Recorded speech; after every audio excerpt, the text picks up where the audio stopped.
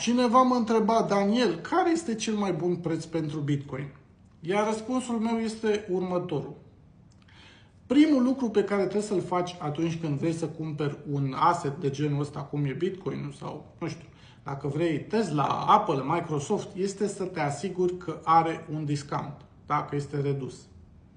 Trebuie să te decizi ce profit vrei să obții și ce perioadă de timp îți asumi riscul.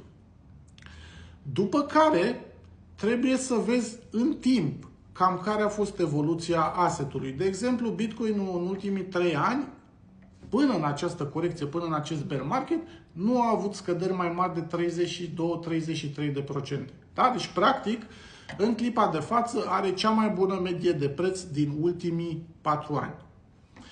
După care, trebuie să te asiguri că înțelegi că, indiferent cât de bun e prețul la care cumperi tu, e posibil ca acesta să mai scadă. Dacă toate aceste criterii sunt luate în calcul și ești confortabil, pentru că asta este cel mai important, să fii confortabil,